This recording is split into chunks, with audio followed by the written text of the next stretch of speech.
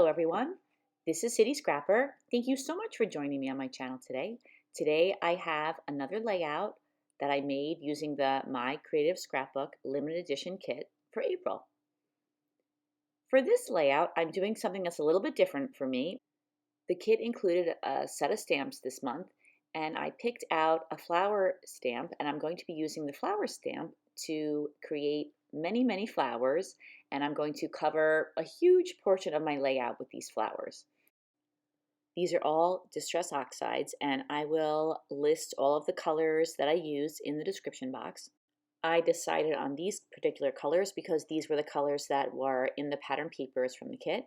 And even though I don't use many of the pattern papers from the kit for this layout, I did want to use the same color scheme. For each of the different colors, I'm picking out several shades. So I have a couple of shades of pink, I had a couple of shades of purple, a couple of shades of blue, and the same for the green.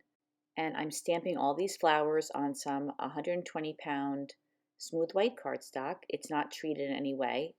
I don't have any gesso on it like I usually do. And I'm really just experimenting here. So I'm just making a whole bunch of flowers, trying different things. I'm not only experimenting with using different colors, I'm also trying things like only stamping once or pushing down a little harder on one side than the other, and on some stamping twice or stamping once in one color and another time in another color. I'm just trying all different combinations just to see what I can come up with. And also I want the flowers to look a little different. I don't want to just have all the flowers looking the exact same color because, like I said before, there's going to be quite a few of them on the layout. I do want them to go together, but I don't want them to be identical. So I figured I would be better off making a whole bunch and putting some aside or using some on another layout than having to go back and make more. So I'm just kind of going to town on some scraps of cardstock. And then for these, I decided to go back in with a little bit of purple on the pink because you'll notice in the collection that the pink is more on like the purplish side. So I thought that layering a little bit of purple on top, just a little bit, would help those colors match with the collection and the die cuts that I'm going to be layering on top of them in just a little while. You can see that I tried using the outline of the stamp. These are just two of the stamps that were in the kit. There were quite a few stamps. And although I liked the definition that that stamp gave to the flowers, it just wasn't the right match for this layout. I decided to go with a more loose, watercolory kind of look. And here I am making even more. You can see that I really took it to heart to have a lot of variety and a lot of flowers to choose from. Here I thought I would try adding in a little bit of cracked pistachio to the blue. I felt it made kind of like a blue-green color. That was another color that was in some parts of the collection, so I tried that as well. So there's a lot of variety here. And there I was rubbing my Distress Oxide pad because I got another color on it. I accidentally put the blue on the green, but I found that it just rubbed right off, so I was happy about that. And I'm trying to align the stamps. There's one petal that's bigger than the other, so I wanted to make sure that I aligned them correctly. So now you can see there I have them all fussy cut out, and I put them in color piles. And now I'm just going in with a pearl, a self-adhesive pearl, and I use all the same size pearl. I feel like it might have been a good idea to vary the size pearl a little bit, but I just use the one size pearl, and I put a pearl on every one. So now that all those flowers are created, I'm going to create a mixed media background, and I'm going to use the same colors that I used to make the flowers. So you can see here that I'm using this aspirator. I keep calling it an aspirator. I know that that's what it's called when you're using a object like that and it's a medical application, but I am not sure if that's what it's called for arts and crafts type applications, but that's what I'm going to call it. So basically you just squeeze on the top and it will spread the paint around in a really cool way. So I'm adding a bunch of different colors. I tried that Mr. Huey's color, but it did not match with the rest of the pink that was going to be on the layout, so I decided to just sop that up, and now I'm just adding a little bit more color.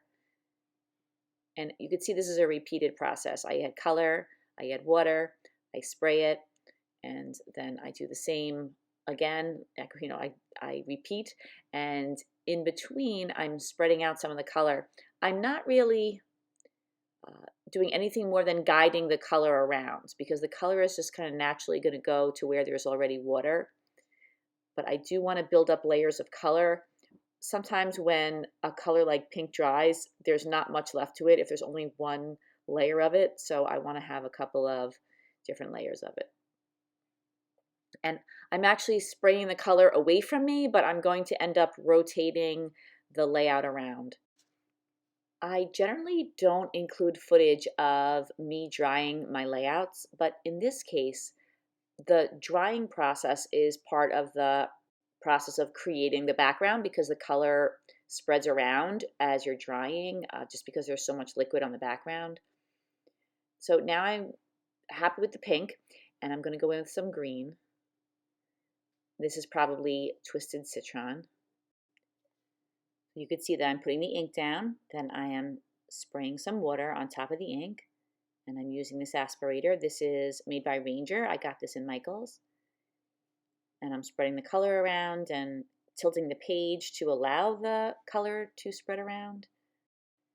I've really been enjoying using this particular tool. I got this recently and I've used it for several layouts. I really enjoy putting color down on the page and adding a little bit more water than usual, and then using that aspirator and my paintbrush and the heat tool to spread the color around. I think that this makes those lines that are almost like drip lines, makes them look a little bit more natural than how I sometimes make them when I'm trying to make drips. And I just feel like it gives a really nice movement and flow to the paint. And I do go back in several times with my paintbrush on each of the areas of color. I'm going to put all 4 colors that I use for the flowers down in the same way. I had already tried to make a background like this. It didn't come out that great, but that's okay. Sometimes I like to kind of have a trial run where I'll try either a new technique or I'll try a certain composition. And before I even get started, I always accept it might not come out the way that I'm hoping it will, and that's okay. It's just going to be, a test. So I had tried that and I went too crazy with the spreading out of the paint. It was just everywhere and it looked really cool. If it wasn't a scrapbook page, it was kind of a cool random look to it, but I really wanted it to be a little bit more controlled in order to add the embellishments on top of it. And you're going to see later that a whole lot of this gets covered up, and I'm okay with that. I like the end result, but I know some people are very sensitive to that we do all this work and we make something with paint and we make a mixed media background with, in some cases, texture paste, and then most of it gets covered up. But I kind of feel at this point that that is just part of the mixed media process, and you never know what's going to show through when you add things to the layout. You might have a spot that shows through that you didn't think was going to. So I'd rather just put down a decent amount of mixed media, and then later on when I'm putting the embellishments on top, sometimes, some of it gets covered up, sometimes almost all of it gets covered up, but I think that that's okay because as long as the layout turns out the way I like it, then I'm not sensitive to that. You could see that I included all the footage of me applying the paint to the background and doing the mixed media part of the layout. I don't like to cut out the mixed media part because I feel like that's probably the most important and helpful part of the video. For myself, I have found that watching other scrapbookers make mixed media backgrounds, scrapbookers like Missy Whidden and Marilyn Rivera, has really helped me not only understand what I have to do, but also kind of give me the courage to do it. Watching somebody else do something and knowing that you can refer to the video in the process, I feel like that's really helpful to me. So I do include everything that I do, and I know that there's a lot of footage of it, but I hope that it will be helpful, and I hope that some people will give it a try. The worst thing that could happen is you have to throw out a sheet of paper, but you learn a lot in the process. Now that I'm happy with each of the areas of color, I'm going in with a small paintbrush and I'm just adding some splatters to each of the areas of color. love splatters. I feel like they help to make something look messy on purpose. And that's kind of what I think some of my mixed media backgrounds are. They're, messiness by design. The pink really faded the most. The rest of the colors, for the most part, stuck in there. There's some lighter areas, but the pink I really had to go over a couple of times to make it dark enough. So that's what I'm doing here with this small detail brush. I'm just trying to add a little bit more pigment in there so the pink won't be faded more than the other colors. And now I do my favorite thing that I love to do with Distress Oxides, just sprinkle a little bit of water over the top and then use a piece of paper towel to pick up the color and then, or pick up the water, and then the water picks up some of the color. So this is the part where I'm taking all those flowers that I made and I'm layering them on top of the colors that I just spread around.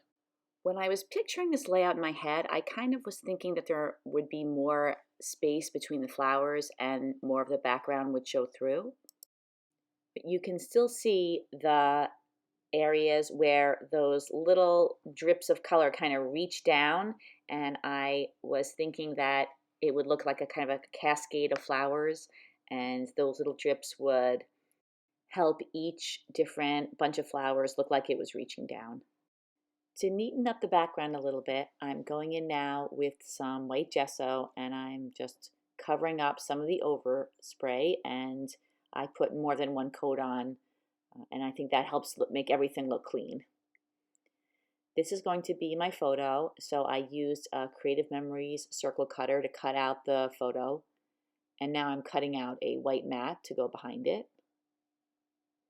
And this is thick paper. This is that 120-pound cardstock, and whenever I use this paper, I have to really press hard to cut out a circle, but it always works.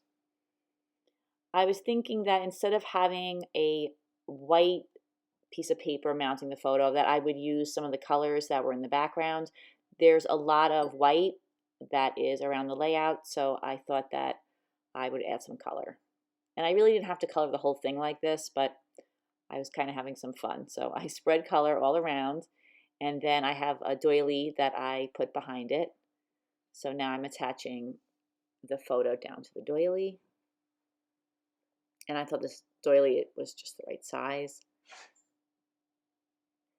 Now I'm going in, and I don't include all of this, but for all of the flowers that are on the background, I go in and I just bend the corners up a little bit just to give them some dimension and have them look a little bit more like flowers and not look so flat. And then I use ATG adhesive to attach each of the flowers down. And I go section by section, and I bend up the flowers and I attach them down, and then I bend up the next section of flowers and then I attach them down. The title for this layout is going to be True Beauty, and that is a die cut from the kit. I also add in some additional flowers. I am adding some purple flowers to where all the purple is, and the blue flowers on top of the blue flowers, and the green on the green, and the pink on the pink. And these are all either fussy cut from the pattern papers or they are part of the die cuts. And I realized I forgot to mention that I inked the edge of all of the flowers with a dauber and some more Distress Oxide.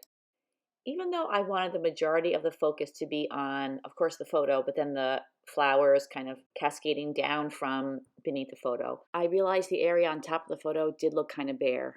I didn't want to add more flowers because I liked the way the flowers were concentrated in the area they were in, and I certainly think I had enough flowers. So I decided to just add some leaves on top of the photo. I tried to keep the colors of the leaves kind of in line with the colors of the flowers below it, approximately. It's not exact. You can also see that I put that title that says True Beauty.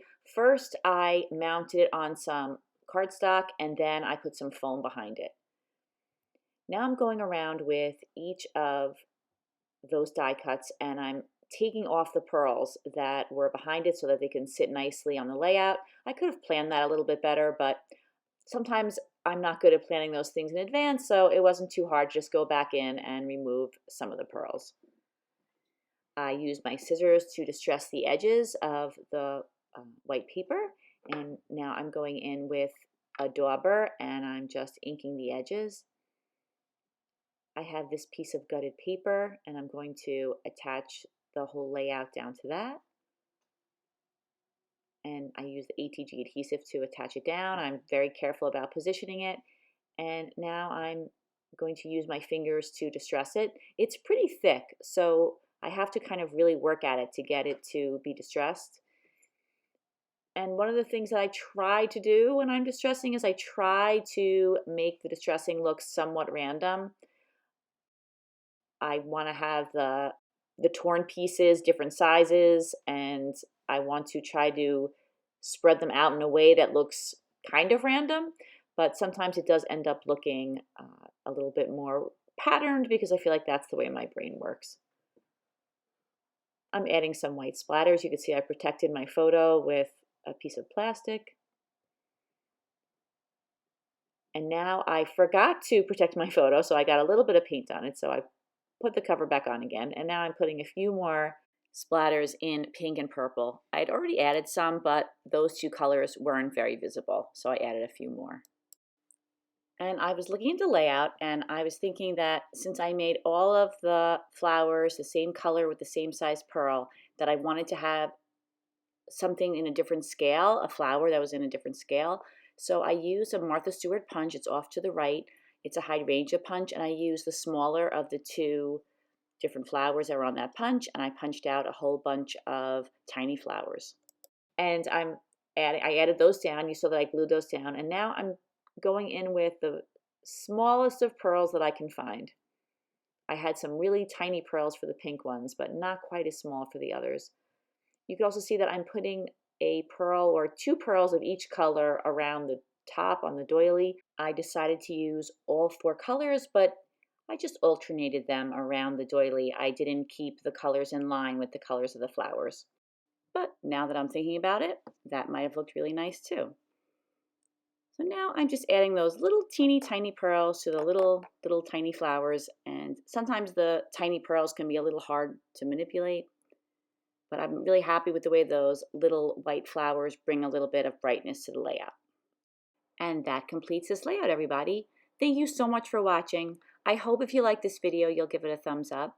And please head on over to the My Creative Scrapbook website. The link is in the description box. And they have beautiful new kits with the latest collections every month. Have a great day, everybody, and I will see you again soon. Take care. Bye-bye.